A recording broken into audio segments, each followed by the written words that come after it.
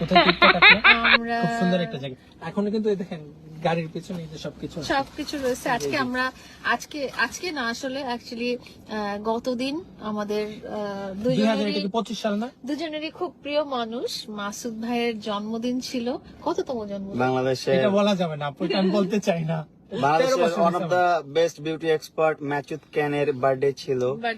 So birthday celebration আরো বেশি শেষ। স্পেশাল আমি বলবো তো পরেরটা। আজকের আমি লাইফটা একটু আমি একটু বলিনি আগে, আজকের লাইফটা খুবই স্পেশাল। আজকের লাইফটা দেখে আপনারা হুট করে কেউ মন্তব্য করবেন না, হুট করে কেউ কমেন্টস করবেন না। আজকের মন্তব্য এটা যার যার ব্যাপার। লাইফটা খুবই ইম্পর্টেন্ট। মন্তব্য করার কি আছে? যে যেটা কথা বলবো। আজকের লাইফটা ইম্পর্টেন্টই না শুধু, এটা আমাদের জন্য, আমাদের দুজনের জন্য একটা মাইলস্টোন আসলে আমাদের দুজনের লাইফের জন্য। ডেফিনেটলি এটার পিছনে একজনই অবদান আছে, মাসুদ খান। সেটা হচ্ছে আমাদের প্রিয় মাসুদ ভাইয়া। আমি একটু কথা আমি বলি। একটু লাইফটা শেয়ার আমি একটু করে কথা দিই, বলি। আপনারাও লাইফটা আমি একটু কথা বলি। আমারটা শেয়ার করো, আমারটা শেয়ার করো। 2024 সালে এই দিনে কিন্তু আমরা একসাথে না, ছিলাম। আমারটা শেয়ার করা লাগবে না, আমারটা এমনিতেই তোমার সাথে আমার রেস কথা করতেছি। কইতে দিতেছেন আপু। হ্যাঁ। 2024 সালে এই দিনটাতে আমরা একসাথে ছিলাম। 2025 সালে আমি চাইছিলাম যে একসাথে হইতাম। আমরা 2025 সালে আল্লাহ আমার মনের আশাটা পূর্ণ করে দিচ্ছে। সো থ্যাংক ইউ সবার আগে হচ্ছে আপুকে। সো সবার আগে হচ্ছে আপু আমার স্পেশালটাকে আরো বেশি স্পেশাল করছে। আর সবচেয়ে বেশি যেটা, শুধু আমি হ্যাপি না, অনেক মানুষ যারা শত্রু আছেন তারা কখনো হ্যাপি হবেন না। যারা আপু এবং মামুনকে ভালোবাসেন তারা সবাই হ্যাপি হবেন। আর শুধু হ্যাপি হবেন না তারাই যারা তাদের দুজনকে ভালো না বাসেন। মানুষের মধ্যে ঝগড়াঝাটি ঝামেলা থাকতেই পারে, আর মানুষের রাগ থাকতেই পারে। সো এটার একটা মীমাংসা হতে পারে, আর ভালোবাসা আর জেদ থেকে এটা হয়ে থাকে। সো যেটা হয়েছিল ভুল বুঝাবুঝি সবকিছু মীমাংসা হয়ে গেছে আলহামদুলিল্লাহ। সবাই মামুনের আপুর জন্য দোয়া করবেন, এবং তাদের মধ্যে যে কোনো দেনা পানা নাই, কোনো কিছু নেই, তাদের মধ্যে একটা ভালো সম্পর্ক আছে এবং এটা চিরকাল থাকবে। মানুষ মরণশীল মরে যাবে, আর কিছু আমি বলতে চাই না। শেষ আপু। এখন লেলাই বলুক। কি বলবো, তুমি কি বলো? লেলা আবার বলো তো। লেলা না, শুধু করে বলো। বলছি লেলাই বলুক। হ্যাঁ, আবার বলো। লেলা। এই, আপনার মধ্যে তো ভুল বুঝাবুঝি, এটা একটু বলবেন না? এটা না তো দর্শক তো খেপা যাবে ব্যাপারটা। হ্যাঁ, আপনারা আসলে খেপবেন না। আমি জানি, আমি খুব বিশ্বাস করি, and আমি দেখেছি আমরা দুজন যখন আলাদা হয়েছি তখন আমরা দেখেছি যে সবাই বলতো যে তোমরা মিলে যাও। মানে 99% লোক বলতো যে তোমরা মিলে যাও। এতদিন যারা গালি দিত, এতদিন যারা অনেক আজে বাজে কথা বলতো, তারা বলতো যে না, তোমরা দুজন খুব ভালো জুটি ছিলা। মামুনা গ্রুপ হয়েছে, আমাদের পাওয়ারটা কমে গেছে। যেই পাওয়ারই বলেন, ভালোবাসার পাওয়ার বলেন আর যে পাওয়ারই বলেন, আমরা দুজন যখন একসাথে হয়েছি তখন কি হয়, যখন একসাথে ছিলাম বা যখন একসাথে থাকবো তখন সেটা গ্রেটার পাওয়ার হয়। হ্যাঁ, তো আমার মনে হয় যে আমাদের দুজনকে একসাথে হতে দেখে আনহ্যাপি, মামুনের গার্লফ্রেন্ড গুলো আনহ্যাপি হয়েছে নাকি মামু? আনহ্যাপি হবে কেন? না, তারাও হ্যাপি হয়েছে। ইভেন আমাদের আমার গার্লফ্রেন্ড যারা মানে মেয়ে বান্ধবী হতে চাচ্ছ বা হবা, তোমরা লাইন মেরে যাও, সমস্যা নাই, আমি সিঙ্গেলই আছি, টেনশন নট। তোমরা লাইন মারতে পারো আমাকে।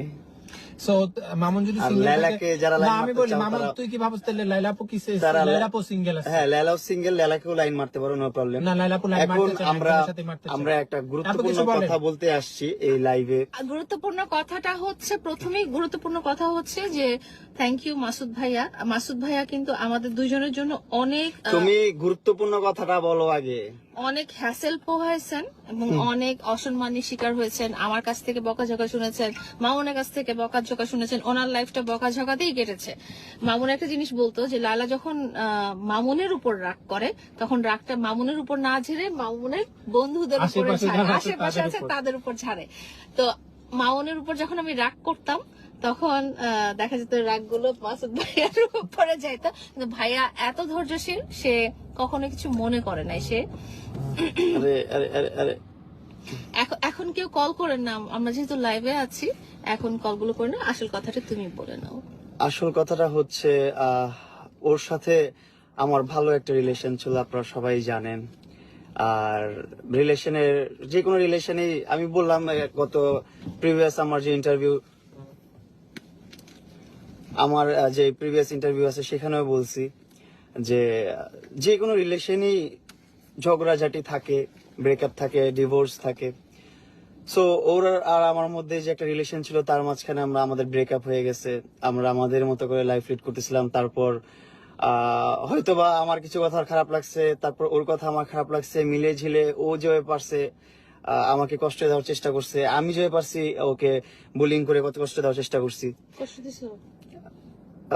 মনে হয় না দিছি, আমি কিন্তু তুমি দিছো অনেক। আমি কিন্তু তুমি অনেক ও দিছো। দিছে, আচ্ছা, আমি বলতেছি কিন্তু। আমিও দিছি।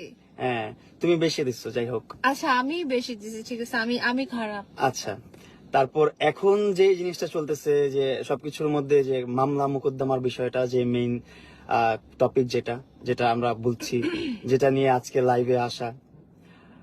সো আমিও আমার দিক থেকে আমি বলতেছি যে আগামীকালকে আমরা একটা প্রেস কনফারেন্সও করতে পারি। অবশ্য সবাই যত আমাদের প্রেস ভাই বন্ধুরা আছে তারা আসবে, তাদেরকে নিয়ে আমরা কথা বলবো।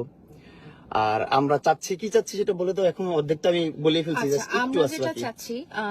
আমরা যেটা চাচ্ছি যে আমাদের দুজনের ঝগড়াঝাটিটা এমন খারাপ পর্যায়ে চলে গেছে যে এটা একেবারে আমরা আইনের সহায়তার পর্যায়ে চলে গেছিলাম, যে আমি একটা আইনি সহায়তা নিব, এরকম খারাপ সিচুয়েশন এবং ও নিছেও, এবং তারপর নিয়েছেও, আমি অলরেডি নিয়েছি, এবং ওর নামে 100 কোটি টাকার একটা মানহানি মামলাও হয়ে গেছে।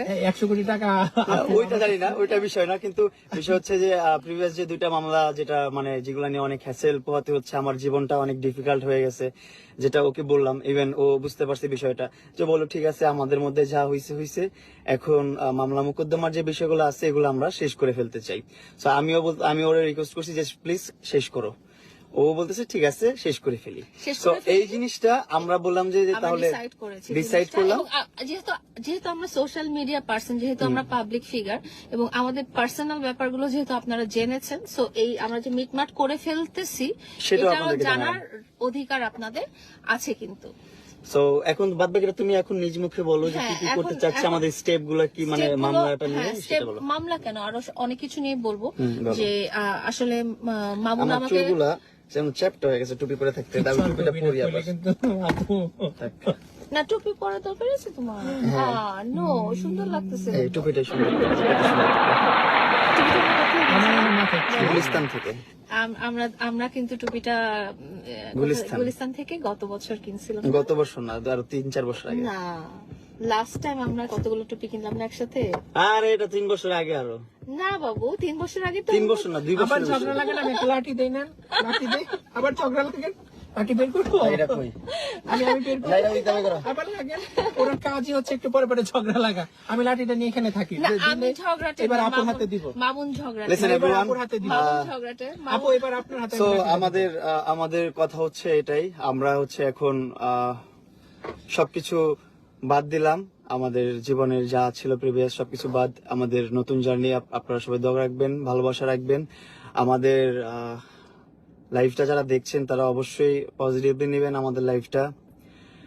আর ইনশাল্লাহ ভালো কিছু যে আসতেছে এটাও বলেন, যে ভালো কিছু লাইফটা আসতেছে, এটা অনেক বলবেন না ডিফিকাল্ট আপু? হয়ে গেছে, যেমন যেটা মামলা নিয়ে আমার একা যে ডিফিকাল্ট হয়েছে তা না, এটা কিন্তু লেলার জন্য অনেক ডিফিকাল্ট হয়েছে, কারণ ও একটা জব করে, সেখানে ওর নিয়মিত যেতে হয়, নিয়মিত যাওয়া আসা করতে হয়, জবে সময় দিতে হয়, তারপর পরিবারে সময় দিতে হয়। যা সেম আমারও, আমার এখন বিজনেস আছে, আমার বিজনেসে সময় দিতে হয়, আমার পরিবারের সময় দিতে হয়, আমার গ্রামের বাড়িতে সময় দিতে হয়, তারপর আমার কন্টেন্ট ক্রিয়েশনে সময় দিতে হয়। সব মিলিয়ে মানে এর মাঝখানে যখন কোর্ট